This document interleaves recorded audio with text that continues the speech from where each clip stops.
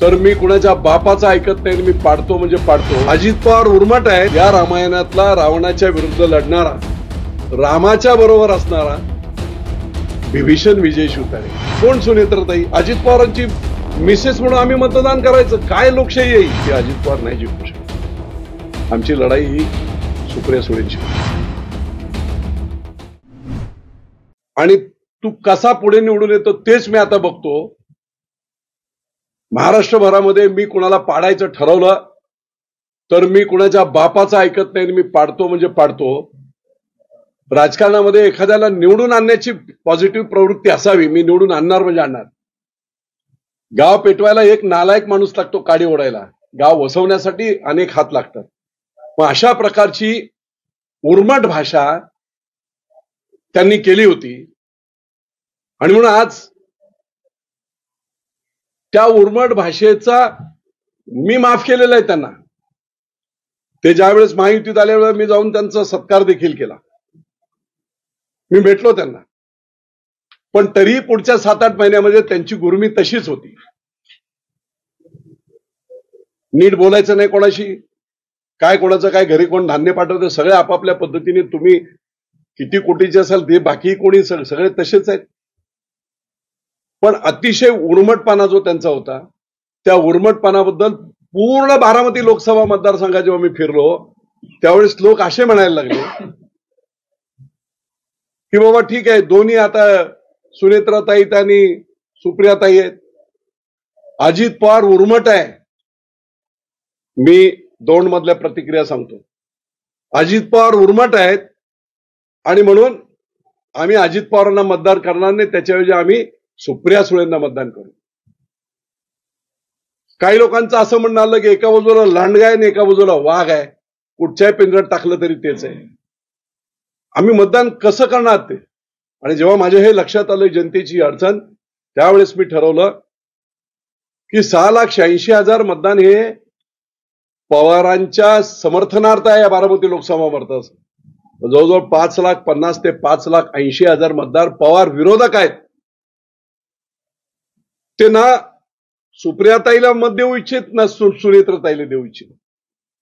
मग त्यांना लोकशाहीमध्ये बाबासाहेब आंबेडकरांनी, डॉक्टर बाबासाहेब आंबेडकरांनी जो प्रचंड मोठा असं हे संविधान आणि निवडणुकीचा अधिकार, आपलं सरकार नेमण्याचा अधिकार जो दिलेला आहे, त्या अधिकाराची अंमलबजावणी करायची असेल, आपल्या आवडीचा किंवा काम करणारा खासदार आमदार निवडायचा असेल तर मतदान करण्याची अंबानींना एक मत आणि सर्वसामान्य एखाद्या शेतकरी कुटुंबातल्या झोपडीत राहणाऱ्या महिलेला सुद्धा एक मत, ही एवढी डेमोक्रेसी लोकशाही प्रचंड तयार करून ठेवले।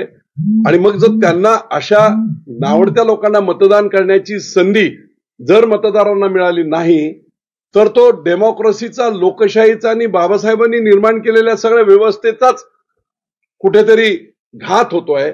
असा प्रकार माझ्या नजरेत आल्यानंतर मी ठरवलं, माझे पुरंदरचे तो लोक बोलतायत की आम्हाला बदला घ्यायचा, मी नाही बोलत, नियती बदला घेईल आणि तो बदला सगळ्या बाजूने त्यांचा झालेला आहे।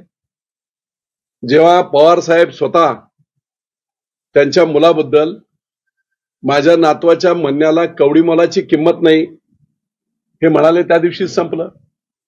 तुम्हाला घर सोडून जावं लागलं त्या दिवशीच संपलं। पहाटेचा शपथविधी घ्यावा लागला त्या दिवशी तुमची क्रेडेन्शियल संपलं होतं। आजच्या घडीला काय परिस्थिती आहे सगळ्यांना सगळं माहित आहे।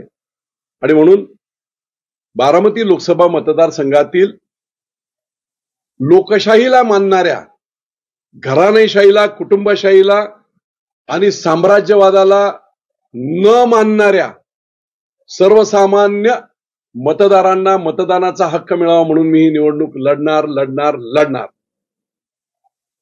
आणि म्हणून एका शब्दात ही लढाई अशी असेल, पवार वर्सेस बारामती लोकसभा मतदारसंघातील सर्वसामान्य माणूस। सगळ्यांना यांनी त्रास दिलाय। भोरचे आमचे आदरणीय अनंतराव थोपटे मुख्यमंत्री झाले असते 1999ला, भोरचा सुपुत्र एक मावळा मुख्यमंत्री झाला असता। निव्वळ पुण्यामध्ये कोणी मुख्यमंत्री झाला तर आमच्या साम्राज्याला हादरा बसेल म्हणून त्यांना पाडण्यात आलं। संग्राम थोपटेंना महाविकास आघाडीत मंत्री कोणी होऊ दिलं नाही। संग्राम थोपटेंना संपूर्ण विधानसभेचं अध्यक्षपद सर्वोच्च पद मिळत असताना काँग्रेसने सांगितलेलं असताना ते होऊ दिलं नाही, अजित पवारांनी होऊ दिलं नाही. पुण्यामध्ये दुसरा कोणीच मोठा नको, आम्हीच पुण्याचे मालक, पुणे जिल्ह्याचे मालक, फक्त बारामतीचे नाही, अशा प्रकारची मानसिकता यांची आहे. ती मानसिकता मोडली पाहिजे. हर्षवर्धनकडून मतदान करून घ्यायचं लोकसभेला आणि विधानसभेला हर्षवर्धन साहेबांना धक्का देऊन टाकायचा, अपक्ष उभे करायचे, इतर उमेदवार उभे करायचे. अशा प्रकारची फसवेगिरी आणि फसवेगिरी करणे हा आमचा जन्मसिद्ध अधिकार अशा आविर्भावात राखते. एखाद्याने एखादी चूक केली किंवा काय फसवणूक केली तर त्याला निदान पश्चाताप असतो. त्यांना कसलाही पश्चाताप नाही. आमचा तो अधिकार आहे जन्मजात लोकांना फसवणे किंवा लोकांची वाटोळ करणे. आणि म्हणून सगळ्या मतदारसंघामध्ये जे आज 2 दिवसामध्ये साधे शेतकरी, शेतात 15-20 शेतकरी आहेत, मला फोन केलेला, फोन ऑन आहे, बापू माघार घ्यायची नाही, आम्हाला मतदान करायचंय. तुम्हाला एका मुलाचा एकच टॅगलाईन मी तुम्हाला सांगतो. माझं कुठचं तरी टीव्हीची मुलाखत होती, त्याच्या खाली कॉमेंट्स होत्या आणि त्या कॉमेंटमध्ये त्या मुलाने लिहिलं होतं, विजय बापू शिवतारेंना बारामती लोकसभा मतदारसंघात 1 मत म्हणजे दोन्ही पवारांचा पाडाव, हा दुर्मिळ योग आज तुम्हाला आलाय. विजय बापू शिवतारेंना दिलेलं 1 मत सरंजामशाही, प्रस्थापितगिरी संपेल असा त्याचा अर्थ होतो. आणि म्हणून लोकशाहीमध्ये जेव्हा लोक पेटून उठतात, पार्थ पवारांच्या वेळेस सुद्धा अजित पवारांनी खूप मोठी तयारी केली होती, काय धुवा होता सगळा, पण जनतेने हातात निवडणूक घेतली आणि हुकुमशाही, सरंजामशाही चालणार नाही दाखवून दिलं जनतेने मावळच्या. त्याचप्रमाणे बारामती लोकसभा मतदारसंघातील सर्व मतदारसंघातील आम्ही 41 वर्ष तुम्हाला मतं देतोय. पुरंदरला काय एक प्रोजेक्ट दिलाय पवारांनी तो दाखवावा. सगळे केंद्राचे प्रकल्प, राज्याचे प्रकल्प, medical college, women's hospital, ESIC hospital, शेतकीचे सगळे प्रकल्प, डेअरी तिकडेच, मोठे मोठे कारखाने तिकडेच. आम्ही तुम्हाला बारामतीपेक्षा 2 वेळा पुरंदरने जास्त मतं दिले. तुम्ही त्या बदल्यात आम्हाला काय दिलंय? आम्हाला म्हणजे आमच्या लोकांना. तुम्ही ठराविक काही असतील लोक तुमचे, पण शेतकऱ्यांना काय दिलं? बोरला काय दिलं? दौंडला काय दिलं? इंदापूरला काय दिलं? तुम्ही पंतप्रधानांना घेऊन यायचं आणि बारामती शहर दाखवायचं. तुम्ही जरा बारामती शहराचा, बारामती तालुक्याचा पश्चिम भाग 29 गाव जरा दाखवा ना. मला आव्हान आहे तुमचं की 29 गावात आज आपण जा. आंबीपासून, भोयटेवाडेपासून पियाला पाणी नाही. इरिगेशन सिंचनाचं तर वेगळं राहिलं. 50 वर्ष तुम्ही त्या 29 तुमच्या तालुक्यातल्या लोकांना पाणी देऊ शकला नाही. जे बारामती बागायत आहे ते ब्रिटिश कालापासून आहे, हे पवारांनी केलेलं नाही. सगळे कारखाने असतील, काय असतील, हे काय कुणी बनवले, कुणी लुटले. त्यामुळे एक आता प्रसंग असा आलाय की या लोकशाहीमध्ये कुणी ना कुणीतरी डेअरिंग केली पाहिजे, कुणी ना कुणीतरी धाडस केलं पाहिजे, लोकांची बाजू मांडली पाहिजे आणि प्रस्थापितांच्या विरुद्ध दंड थोपटून उभं राहिलं पाहिजे. पुरंदरच्या मातीला तर वसा येतो. ब्रिटिशांच्या विरुद्ध पहिली लढाई 1857ला नाही झाली, त्याच्या अगोदर उमाजी नायकांनी केली. हा इतिहास आहे पुरंदरचा. संभाजी राजांचा जन्म इथे झालेला आहे. महाराजांची पहिली लढाई या पुरंदरमध्ये झाली आहे. बेलसार आणि खळदला. अख्ख्या महाराष्ट्राचं कुलदैवत याच मातीत आमच्या खंडोबाला आहे, जेजुरीला आहे. बोलेश्वराचं मंदिर यादवकालीन लोकांनी बांधलं. 3000 किलोमीटर लांब येऊन का तिकडे जागा नव्हती का? या मातीचा तो वसा आहे की जेव्हा जेव्हा कुठेतरी अडचण येईल लोकांची, समाजाची, त्यावेळेस पोट तिडकीने पेटून उठवून आज जो महाराष्ट्र आपण बोलतोय संयुक्त महाराष्ट्र, तो संयुक्त महाराष्ट्राचा पहिला ठराव मांडणारे कोण होते? तर ते आमचे आदरणीय प्रल्हाद केशव अत्रे साहेब होते. म्हणून महाराष्ट्र आहे. मुंबई सकट महाराष्ट्र असण्याचं जे आहे ते ह्याच पुरंदरच्या मातीतून झालेलं आहे.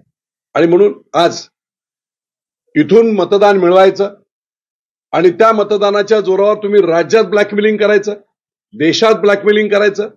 हे ब्रह्मराक्षस हा रावण आम्हीच तयार केलेला आहे. आम्ही मतं देऊन तयार केलेलं आहे. आणि मग बाहेरचा माणूस कोणी येणार नाही. या पापाचं, आम्ही केलेलं पाप आहे, या पापाचं परिमार्जन हे आम्हालाच करावं लागेल या मतदारसंघातील मतदारांना. आणि म्हणून ही लढाई आहे.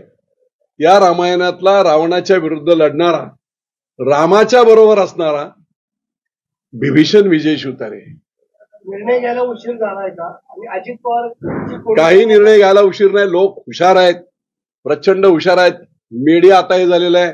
आता काय पहिल्या मोठ्या मोठ्या सभा घ्याव्या तसं नाही. 100 लोकांच्या समोर जरी हे केलं तरी टीव्हीवाले दाखवतात, 13 कोटी लोक बघतात. जनता सुज्ञ झालेली आहे. घराघरा बसून मोबाईलवरून सर्व लोक, तरुण मुलं, महिला सगळं बघतात. त्यामुळे प्रचार आता हा खूप सोपा.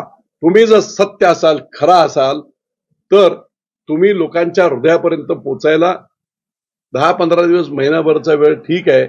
आणि ही लढाई विजय शिवतारेंची नाही, ही लढाई मला खासदार होणे याच्यासाठी नाही. पुन्हा एकदा सांगतो, आमदार बनणे, खासदार बनणे मला देवाने सगळं दिलेलं आहे. लोकांची लढाई लढण्यासाठी, प्रस्थापितांच्या विरुद्ध आवाज उठवण्यासाठी, सर्वसामान्य माणसाचा आवाज म्हणून मला पुढे यायचं. आणि म्हणून ही मी लढाई लढतोय. निश्चितपणे या लढाईमध्ये जनता प्रचंड मोठ्या प्रमाणात आशीर्वाद देईल. आणि लोकशाहीमध्ये जी प्रक्रिया या देशातल्या, एवढ्या मोठ्या खंडप्राय देशातल्या, निश्चितपणे त्याच्यामध्ये मी यशस्वी होईल. मी आणखी एक तुम्हाला सांगतो, मी महायुतीच्या विरोधात नाही. 100% मी महायुतीचा, शिंदे साहेबांच्या विचारांचा शिलेदार आहे. मी देवेंद्र फडणवीसांना गुरु मानणारा माणूस आहे. नरेंद्र मोदींना निष्ठास्थान मानणारा मी माणूस आहे. याच नरेंद्र मोदींच्या हातात तिसऱ्यांदा देश दिला पाहिजे, लोकांच्या हितासाठी दिला पाहिजे, देश पुढे नेण्यासाठी दिला पाहिजे. आणि म्हणून याच विचारांचा मी आहे. परंतु इथली लढाई ही वेगळी आहे. इथली लढाई अशी आहे की एक कोणतरी आपल्याकडे आलाय आणि तोही ब्रह्मराक्षसच आहे. आणि लोकांची इच्छा आहे, माझी इच्छा नव्हती. अचानकपणे मी हे डिक्लेअर केलं. त्याचं कारण आहे की अंडरकरंट मी सगळा पाहिलाय. आणि त्या अंडरकरंट हे करून लोकांचा आदर करून, मतदारांचा आदर करून मी इथे येतोय. आणि नमो विचार मंच या नावाखालीच ही निवडणूक आमची होईल. अनेक प्रकारचे, बरेच लोकांनी सांगितलं प्रेशर येतील, काय येतील. आमची विनंती आहे सर्व नेत्यांना आपल्या माध्यमातून, ही लढाई महाराष्ट्रामध्ये जो काय गेले 1978 नंतरचा जो अत्याचार झाला आणि बाजारू राजकारण कोणी केलं असेल, यशवंतराव चव्हाणांपासून वसंतदादा पाटील, बाळासाहेब देसाई, तुमचे अशोक चव्हाणांचे वडील शंकरराव चव्हाण, केवढी टोले जंग माणसं, दिवस रात्र लोकांसाठी झटणारी माणसं. बाजारू राजकारण नंतर आलं. आणि असं म्हटलं जातं, जेने राजा बेपारी तेने प्रजा भिकारी. सगळेच अशा पद्धतीने कमर्शियल झाले. लोकांना सुद्धा आता जिकडे तिकडे बघाल तिकडे हेच पैशांची वाटप वगैरे महाराष्ट्रात कधी होती? अशा प्रकारच्या बेकार निवडणुका कोणी सुरुवात केल्या? आणि म्हणून पैशातून सत्ता आणि सत्तेतून पैसा, हे कालचक्र कुठेतरी थांबलं पाहिजे. आणि अगदी देवेंद्र फडणवीसांच्या भाषेमध्ये हे कालचक्र आहे. बारामतीतली ही निवडणूक सुद्धा कालचक्राचाच एक भाग आहे. आणि आम्ही सर्वजण जनतेच्या आशीर्वादाने निश्चितपणे निवडून येऊ. विजय शिवतारे खासदार झाला म्हणजे अख्ख्या बारामती मतदारसंघातला प्रत्येक माणूस खासदार झाला. आणि निश्चितपणे सर्व बाजूला न्याय देण्याचं काम हे निश्चितपणे आपण सर्वजण करू. बाहेर पडणार का? म्हणजे तुमची बंडखोरी एक वापस लढवणार? मी बंडखोरी एक लक्षात द्या, मी 2 दिवस मी सांगतोय, बंडखोरी हा शब्द इथे लागूच होत नाही. लोकशाहीला वाचवण्यासाठी तेच पवार अगोदरचा लढाई अशी असायची की पवार विरुद्ध कांचनताई होती, जानकर होते, विरोधकांना लोकशाहीमध्ये आपले मत. पण इथे आता पवार वर्सेस पवार. शिवसेना सोडणार तुम्ही, त्यासाठी शिवसेनेतनं बाहेर? मी आता बाहेर पडण्यास, मी आता लढाई लढणार हे नक्की झालंय. मी बंड नाही, याला परत सांगतो मी तुम्हाला, हे बंड नाही, हे शिवसेनेचं बंड नाही, ही न्यायाची लढाई. याच्या अगोदरी अपोजिटला असायचं ना कोणतरी. पवार एका बाजूला असायचे, दुसऱ्या बाजूला कांचन कुले होत्या, कधी नलावडे होत्या, कधी जानकर होत्या. आज कोण आहे? पवार वर्सेस पवार. मग ह्या 5,80,000 लोकांनी जायचं कुठे? म्हणून ही न्यायाची लढाई लोकशाहीतली मी लढतोय. मी बंड करत नाही. लोकांची जी भावना आहे ती भावना व्यक्त करण्यासाठी त्यांना मतदानाची संधी मिळावी म्हणून हे काम. बापू, तुम्ही याचं नाव नमो विचार मंच केलेलं आहे. तुम्ही शिवसेनेचे पदाधिकारी आहात, आधी मंत्री राहिलेला आहात.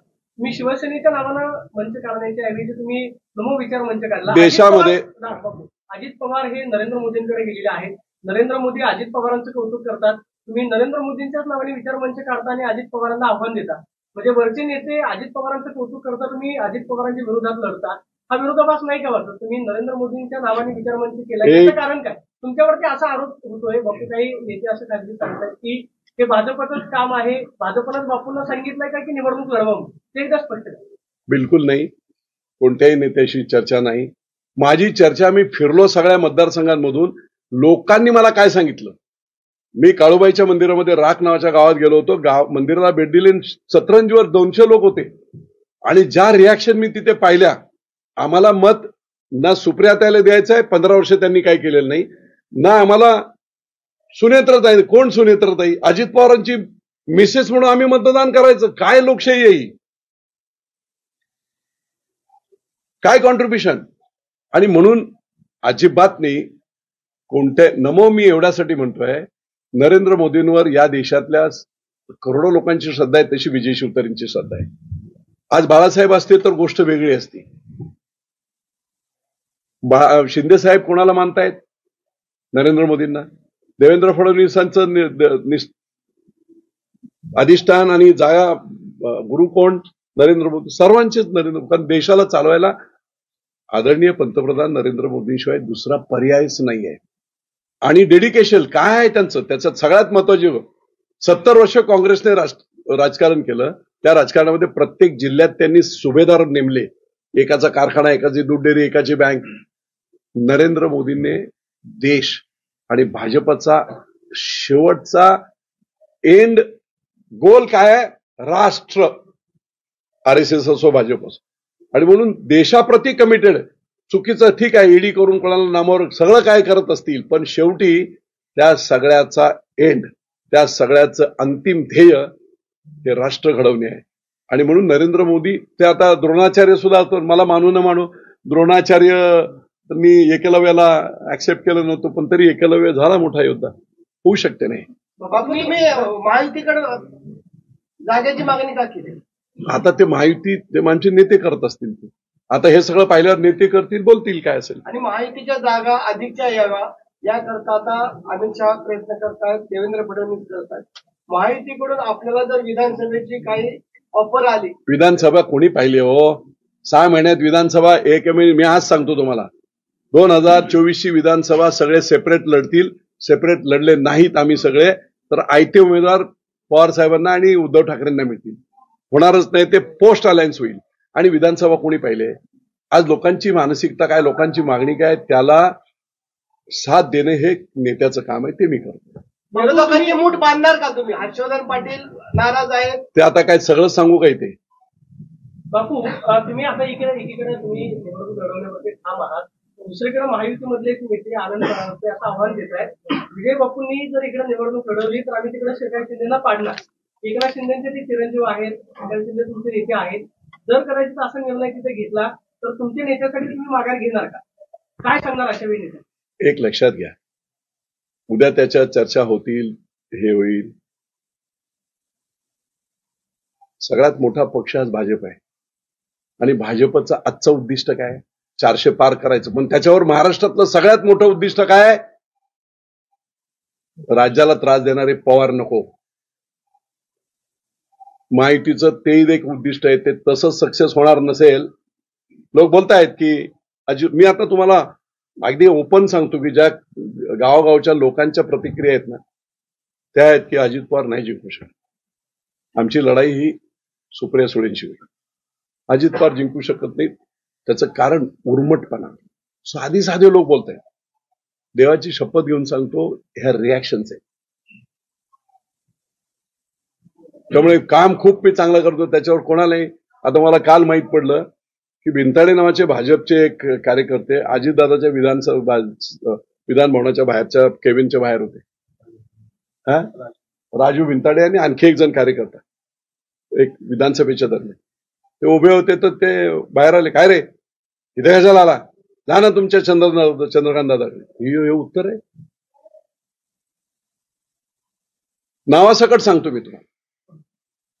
मला लोकांना ही असो, मी एअरपोर्टला गेलो, 2 मुख्यमंत्री, उपमुख्यमंत्री आणि मुख्यमंत्री येणार 3 बुके घेऊन मी गेलो बारामतीला, ज्या दिवशी रोजगार मेळावा होता त्या दिवशी. मला वाटलं तिघे एकत्र येतील. अजित पवार बारामतीत होते ते आले.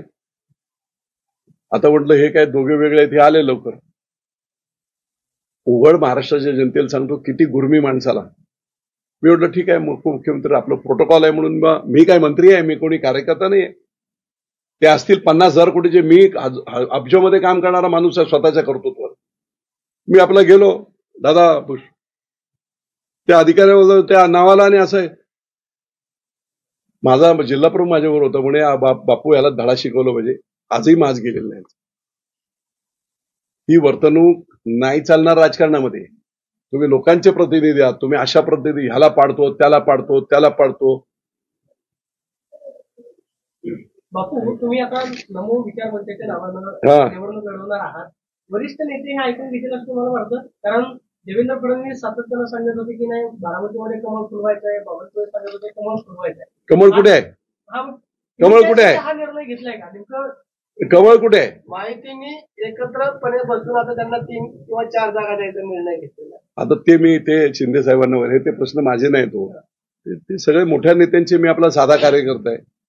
माझे ते प्रश्न मला नको. बापू, अजित पवार तुमच्यासोबत आलेले आहेत, तुमच्या माहितीचा घटक आहे. भाजपने त्यांनी राष्ट्रवादी ठरवले की बारामतीला जागा सोडायची. पण अशात तुम्ही अजित पवार इकडे आले म्हणजे अजित पवार स्वच्छ झाले नाहीत. अजित पवार इथे आले म्हणजे अजित पवार त्यांच्या स्वार्थासाठी आले. दाखवताना ते बोलले नरेंद्र मोदी वगैरे, पण त्यांच्या हे सगळ्या महाराष्ट्राला माहिती आहे. त्यामुळे ते आले म्हणजे त्यांचे सगळे गुन्हे माफ झाले. त्यांना माफ करा. आणि आम्हाला आमचा जो अपमान केलेला आहे जनतेचा एवढा, म्हणून मी त्या दिवशी बोललो, त्यांनी येऊन पालखी तळावर इथे माफी मागावी. विजय बापूंचा अपमान केला हे नाही, पुरंदरच्या जनतेचा अपमान तुम्ही केलाय, त्यांची विजय शिवतारेंची त्यांची माफी मागा. माझा प्रश्न हा होता, माफी मागितलं तर मग तुम्ही माघार घ्या. नाही हे बघा, माफी मागितल्यावर मग लोक ठरवतील. मी नाही माघार घ्या. नाही, म्हणजे तुमचा निवडणूक लढवण्याची भूमिका आहे की पुरंदर 1000% मी निवडणूक लढवणार. नाही, त्या युटर्न घ्यायचं काय कारण चाललंय? माफी मागून संपतं थोडी. माफी मागून करेक्टिव्ह ऍक्शन झाली, संपला विषय. मग लोक ठरवतील काय करायचं. बापू, या संदर्भात वरिष्ठ नेत्यांशी चर्चा झाली का? कारण अजित पवारांनी काल खूप सावध प्रतिक्रिया दिली, त्याच्यामध्ये वरिष्ठ बसून निर्णय घेऊ. या संदर्भात तुम्ही कुठल्या एवढा मोठा तुम्ही निर्णय घेताय बारामती लोकसभा मतदारसंघातून लढवायचा, तुम्हाला कुठल्या वरिष्ठ नेत्यांचा पाठबळ आहे का, किंवा तुम्ही या संदर्भात चर्चा केली? मला जनतेचं पाठबळ आहे. 15 लाख जनतेचं पाठबळ आहे आणि त्यांच्यासाठीच ही लढाई आहे. अजून एक अशी चर्चा आहे की शरद पवारनीच तुम्हाला उभं केलेलं आहे, ताकद याचा फायदा तुम्ही लढता आहात सुप्रिया सुळेंना पाडण्यासाठी, म्हणजे तुम्ही माहितीत आहात भाजप. अजित पवार आमची लढाई नाहीये. अजित पवारांना आमची लढत कोणाशी होणार? अजित पवार रेसमध्येच नाहीत. मी आज सांगतो, लढत होईल सुप्रिया सुळेंची. महायुतीची मतं वेगळी होणार नाही असं वाटतं? कारण तुम्ही आज लढता आहात इथे मतं शरद पवार प्रो आणि अँटी शरद पवार. मला सांगावं, जानकर आले. जानकर अख्ख्या मतदारसंघात 2014 मी प्रचार प्रमुख होतो. जानकरांचा चेहराही कोणाला माहित नव्हता, चिन्हही कोणाला माहित नव्हतं. तरी 70,000 मतं, म्हणजे 35,000 आणखी मतं जानकरला मिळाली असती. त्यांनी कमळ घेतलं असतं त्यावेळेस निर्णय लागला. याचा अर्थ आहे पवार विरोधी अँटी पवार मतं जी आहेत ना, ती खूप मोठ्या प्रमाणात आहेत आणि त्यांना मतदान करण्याचा अधिकार मिळाला पाहिजे. 2 पवार वर्सेस पवार हे नाही चालणार. म्हणून हे सगळं शिंदे साहेबांना सोडणार का? मग आता तुम्ही शिंदे साहेबांची सोडायची काय कारण? शिंदे साहेबांनी जर तुम्हाला सांगितलं आता माघार घ्या तर काय? मी लोकांचं ऐकणार आणि त्या चर्चा होतील. मी माझं मत त्यांच्यासमोर सुद्धा मी प्रामाणिकपणे जाऊन हे मत मांडणार. तुमचा जो हेतू आहे, महायुतीचा हेतू काय? शरद पवारांना चेकमेट करणे. खूप त्रास होत आहे, तो साध्य होणार नाही याच्यातून. बंडखोरी झाली ना सर? बंडखोरी नाही. परत मी सांगतो, बंडखोरी हा शब्द वेगळा. लोकांच्या भूमिका, लोकांच्या भावना तशा आहेत म्हणून हा सगळा आहे. शिंदेना डावलून तुम्ही मग उमेदवारी लढवणार? डावली तुम्ही कशाला शब्दाचे हे करताय? माझे ते मित्र आहेत, माझं एकदम चांगलं आहे. आमचा नेते आहे, मुख्य नेते आहेत, त्यांच्याबद्दलचा प्रचंड आदर आहे. तुमच्या माहितीसाठी सांगतो की जेव्हा ते उठाव झाला, त्यांचा बंड सुद्धा उठाव झाला एका प्रिन्सिपल मुद्द्यांवर, त्यावेळेस ते सगळे आमदार जेव्हा गेले त्यावेळेस महाराष्ट्रातला ते मुख्यमंत्री होण्याच्या अगोदर महाराष्ट्रातला मी पहिला मंत्री आहे ज्याने प्रेस कॉन्फरन्स घेऊन 5 दिवस अगोदर यांचे विचार बरोबर आहे, उद्धव साहेब काँग्रेस राष्ट्रवादी बरोबर गेले ते चूक आहे आणि म्हणून त्यांनी केलेला उठाव, या उठावाचं समर्थन करत मी त्यांच्याबरोबर आहे, माझी जनता त्यांच्याबरोबर, असं 5 दिवस अगोदर प्रेस घेऊन मी सांगितलं. या निर्णय घेण्यामागे आपले गुरु कोण? हा निर्णय घेण्यामागे ठीक आहे, उत्तरानं बोलू द्या. बरोबर केला म्हणून त्यावेळेस एकनाथ शिंदे उठाव केला. आता तेच अजित पवार तुमच्याकडे आले. एकनाथ शिंदे अजितदादांचं कौतुक करतात बारामतीमध्ये येऊन. तुम्ही म्हणता की नाही एकनाथ शिंदे आमचे नेते आहेत. अमित शहा अलायन्स सगळं तुम्ही जरा भाषण काढा ना पाठीमागची. मला एक मिनिट. अजित पवारांनी एकनाथ शिंदेबद्दलचं एक मोठं वक्तव्य त्याचं, अरे काय कुणाच्या वडिलांनी पक्ष स्थापन केला, शिवसेना कुणी वाढवला, कुणी हे केला, हे बरोबर सगळ्या अख्ख्या महाराष्ट्राला जगाला माहित असताना चिन्हासकट पक्ष पळून नेला, बरोबर आहे काय? त्यांनी काय केलं? त्यांचंच भाषण. एवढ्या राजकारणात वेगवेगळी भाषणं वक्तव्य होत असतात टाइम टू टाइम. मला एक कळते, मी प्रामाणिक आहे. लोकांची जी प्रामाणिक इच्छा आहे त्या इच्छेला साथ देण्याचं काम, शेवटी निर्णय काय लागेल तो लागेल, पण त्यांना मतदान करण्याची संधी देण्याचं काम, ते कर्तव्य मी करतोय, म्हणून मी हे करतोय. बारामती लोकसभा मतदारसंघातल्या तुम्ही खरं तर पुणे जिल्ह्याचा विचार केला, त्यात बारामती लोकसभा मतदारसंघाचा विचार केला तर तुमच्यासारख्या लोकांचा अनेकांची अजित पवारांची संघर्ष झाला किंवा शरद पवारांची संघर्ष झाला. ही नाराजी जी खतखत आहे, भाजपमध्ये देखील लोक बोलत नाहीयेत, ते पदाधिकारी ते तुमच्याशी त्यांच्या मतांच्या आधारावर तुम्ही हे बोलताय. मतदानात लोक जाऊन मतदानात करतील. 50 वर्ष ज्यांच्याशी आम्ही संघर्ष केला त्यांना तुम्ही मत द्या म्हणून सांगायला गेलं तर भाजपचे कार्यकर्ते सुद्धा तेवढेच नाराज आहेत. आणि ह्या पुणे जिल्हा म्हणजे काय मक्तेदारी आहे का पवारांची? मला सांगा ना, एक तरी नेता मोठा होऊ दिला का? प्रत्येक नेत्याचे पाय कापण्याचं काम यांनी केलेलं आहे. आमच्याशिवाय मग फक्त बारामती लोकसभा मतदारसंघ नाही, पुणे जिल्हा दुसरा कोण नाही, आम्हीच. अशा पद्धतीने त्यांनी मग ते पिंपरी चिंचवडला असेल, पुण्यामध्ये असेल, ओव्हरऑल सगळा जिल्हा परिषद असेल, सगळीकडे जो साखर कारखाने असतील, कोऑपरेटिव्ह असतील, बँका असतील, ते बनवलेत कोणी? कारखाने बनवणारे वेगळे, बँका बनवणारे वेगळे, खस्ता खाणारे वेगळे, आता तिकडे बाप बनून बसणारे वेगळे. खतखत आहे सगळ्या लोकांच्या मनामध्ये. खतखत आहे बापू, परंतु या निर्णयामागे आपले गुरु कोण? माझी सामान्य जनता बारामती लोकसभा आणि मतदारसंघाचा नरेंद्र मोदींकडे मी बघून हे काम करतो. बारामती लोकसभा मतदारसंघाचा विचार केला तर प्रामुख्यानं 3 उमेदवारांच्यात लढाई होती. तर तुम्ही आहात, दुसरीकडे सुनेत्रा पवार आहेत आणि तिकडे सुप्रिया सुळे. त्याचा नंबर लावायचा झाला तर पहिल्या क्रमांकावर कोण राहील, दुसऱ्यावर कोण राहील, तिसऱ्यावर काय राहील? पहिल्या क्रमांकावर विजय शिवतारे, दुसऱ्या क्रमांकावर सुप्रियाताई, तिसऱ्या क्रमांकावर सुनेत्राताई. अजित पवारांना तुम्ही या मतदानाच्या लिस्टमध्ये घेतच कोण कसे देतील म्हणून? अजित पवारांना मतदान का करावं? काय केलंय पुरंदरसाठी, काय केलंय भोरसाठी, काय त्यांनी केलेलं आहे? केलं काय नाही, उलट त्यांना लोकांना पाय कापण्याचं काम त्यांनी केलेलं आहे. सगळे नेते मोठे होते म्हणून मागाशी सांगितलं की थोपट्यांवर अन्याय कोणी केला, दादावर अन्याय कोणी केला, हर्षवर्धनवर अन्याय कोणी केला, खाली राहुल कुल साहेबांवर अन्याय कोणी केला, सुभाष कुल असताना अन्याय कोणी केले? कुठे नाही. सर्व ठिकाणी आपलं वर्चस्व राहून नेता उपजूनच द्यायचा नाही, त्याला मारून टाकायचा. हे फक्त त्यांनी इथे नाही केलं, पुण्यात सगळ्या महाराष्ट्रातले प्रमुख मराठा नेते, सोमेश्वर कोणी बनवलं, काकडेंनी बनवलं, माळीनगर कोणी शेंबेकरांनी बनवलं, जाचकांनी छत्रपती बनवला, खाली शितोळे त्यांनी दौंड बनवला. ही सगळी बँका कोणी केल्या? VS वसंतदादांनी केली. कुठे आहेत लोक आता? आज काय सगळं ताब्यात कोणाचे? त्यामुळे ही खतखत कुणाला वाढूच द्यायचं नाही महाराष्ट्रामध्ये. अगदी शंकरराव खोल्यांपासून बाळासाहेब विखे पाटलांपासून सगळ्यांना धारेवर धरण्याचं काम त्यांनी केलं. मी एकदा मी एका इंटरव्ह्यूत बोललो होतो, 1998 नंतर कुणीही मुख्यमंत्री झाला तरी 2014 पर्यंत देवेंद्र फडणवीस जोपर्यंत मुख्यमंत्री झाले नाही तोपर्यंत सत्तेचं सेंटर बारामतीच होतं. कुणी हो, विलासराव झाले तरी सत्तेचं सेंटर हेच होतं, सुशील कुमार झाले तरी सत्ते, सिल्वर ओकर जाऊन बोलायचं अलायन्सची गव्हर्नमेंट 15 वर्ष, सगळं काय सत्तेचं सेंटर तेच होतं.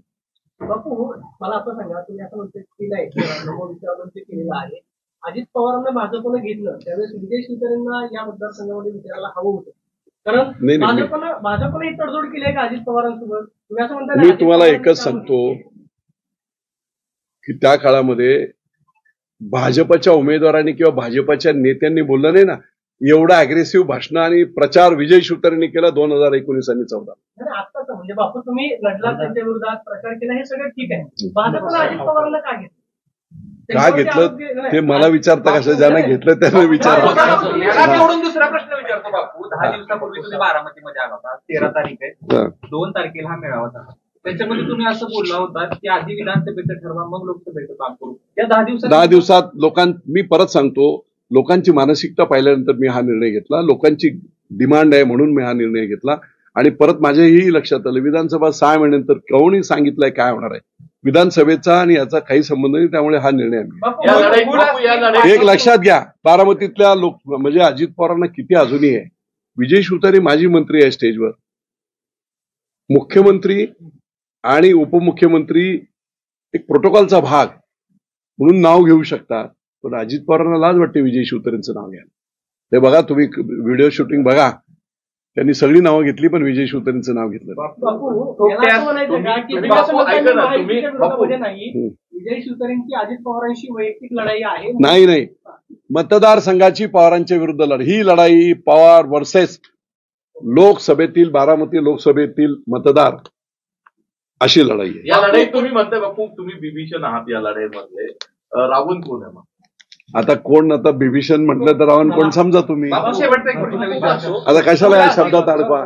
मी एवढंच सांगितलं की ही लढाई पवार वर्सेस अख्ख्या मतदारसंघातील सामान्य जनता. एक शेवटचा प्रश्न विचारतो. यांच्याशी काही भेटी झाल्यात का? त्यांच्याशी काही बोलणं झालंय? हे काय तुम्हाला सांगू का मी? त्यातली जनतेची रिॲक्शन मी पाहिजे. की महायुती म्हणून सगळे नेते सांगतायत युतीचा धर्म पाळा, तुम्ही इथं निवडणूक लढवताय, जर पक्षांतर्गत कारवाई झाली तर विजय बापू भाजपमध्ये जाणार का? मी माझ्या लोकांसाठी काही करायची तयारी आहे. बापू फक्त एक प्रश्न, कोल असतील, पाटील असतील, यांचं प्रतिनिधित्व तुम्ही करता आहात का? मी लोकांचं प्रतिनिधित्व सगळ्या इंदापूर, दौंड, पुरंदर, भोर, खडकवासला आणि मुळशी, वेल्हा सगळ्या तालुक्यांचं नेतृत्व मी करतोय, लोकांचं, सर्वसामान्यांचं.